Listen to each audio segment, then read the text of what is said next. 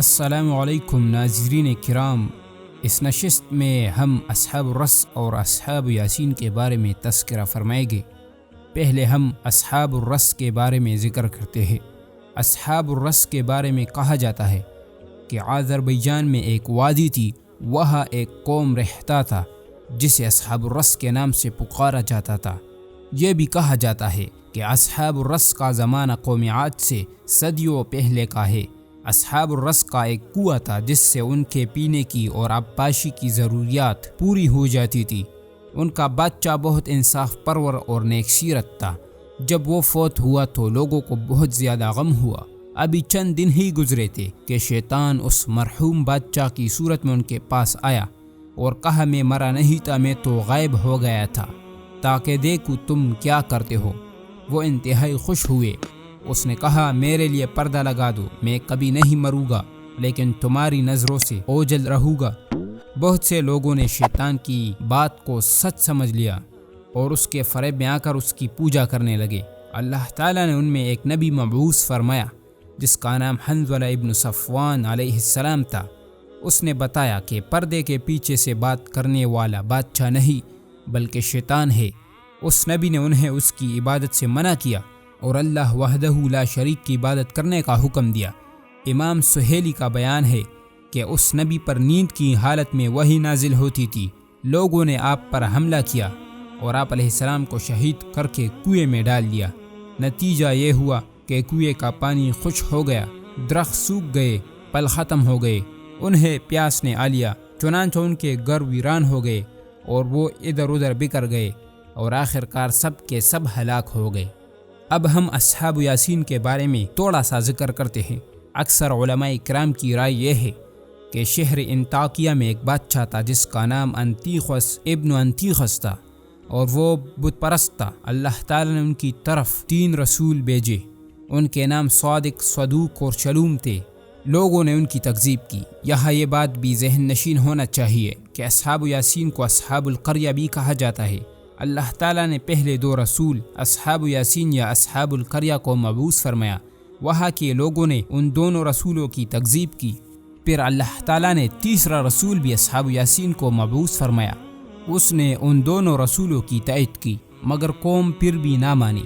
البتہ قوم نے اپنے رسولوں کو جواب دیا کہ آپ تو ہم جیسے انسان ہیں، اور وہی کچھ کہا جو پہلی کافر قوموں نے اپنے رسولوں سے کہا تھا۔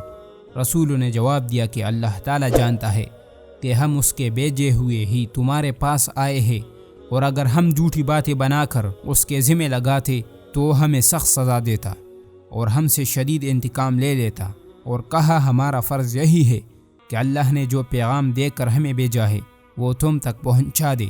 قوم نے اپنے رسولوں سے کہا، ہم تمہارے لائے ہوئے پیغام کو نحوست کا باعث سمجھتے ہیں، اگر تم باز نہ آئے تو ہم پتھروں سے تمہارا کام تمام کر دیں گے۔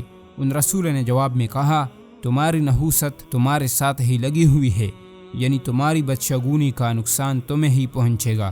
کیا تم اس کو نحوست سمجھتے ہو کہ تم کو نصیحت کی جائے؟ یعنی ہم نے تمہیں ہدایت کی طرف بلایا اور نصیحت کی ہے، اور تم ہمیں قتل اور بدتمیزی کی دھمکی دے رہے ہو اور ہماری نصیحت کو نحوست کا نام دے رہے ہو۔ حقیقت یہ ہے کہ تم حد سے نکل جانے والے لوگ ہو۔ جب بادشاہ اور اس کی قوم کا رسول کے قتل پر اتفاق رائے ہو گیا تو ایک شخص دوڑتے ہوئے ان کے پاس پہنچے جس کا نام حبیب ابن مری تھا۔ وہ اپنے 3 رسولوں پر خفیہ ایمان لا چکا تھا لیکن اب تک کسی کو معلوم نہ تھا، لہٰذا وہ اپنے قوم کے پاس پہنچے، انہیں سمجھانے لگے اور انہیں رسولوں کی پیروی کی دعوت دینے لگے۔ چنانچہ حبیب ابن مری نے فرمایا، اے میری قوم، رسولوں کی پیروی کرو، ان کی پیروی کرو جو تم سے کوئی اجرت نہیں مانگتے اور وہ ہدایت پانے والے ہیں، یعنی وہ جو ہدایت تمہارے پاس لے کر آئے ہیں اس پر وہ تم سے کچھ طلب نہیں کرتے، تمہارے خیر خواہ ہے، لہٰذا ان کی پیروی کرو، ان کی ہدایت پر چلو گے تو ہدایت یافتہ ہو جاؤ گے۔ اس کے بعد حبیب ابن مری نے اپنی قوم کے بت پرستی کے خلاف آواز بلند کی اور ان کے سامنے اپنا برحق دین اور اپنے رب کی عبادت ظاہر کر دی۔ انہیں خبردار کر دیا کہ اللہ کے سوا کوئی بھی ان کے نفع و نقصان کا مالک نہیں ہے۔ اس نے مزید فرمایا، یعنی میں تمہارے رب پر ایمان لایا ہوں جس کا تم نے انکار کیا ہے، تو میری بات سنو، جب حبیب نے اپنی قوم سے یہ بات کہی تو قوم نے یکدم حملہ کر کے انہیں شہید کر دیا۔ حبیب اپنے ضعف اور کمزوری کی وجہ سے قوم میں بہت کمزور تھے، کسی نے بھی ان کا دفاع نہ کیا۔ حضرت عبداللہ ابن مسعود فرمایا کرتے ہیں کہ لوگوں نے حبیب کو اپنے پیروں تلے اس طرح روندا کہ ان کی آنت دوبر سے نکل آئی۔ جب حبیب شہید ہو گیا تو اللہ نے حبیب سے فرمایا جنت میں داخل ہو جاؤ۔ چنانچہ حبیب زندہ جنت میں داخل ہو گئے اور انہیں جنت میں رزق ملتا رہا۔ اللہ نے ان سے دنیا کی بیماری، دنیا کا غم اور دنیا کی تکلیف رفع فرما دی۔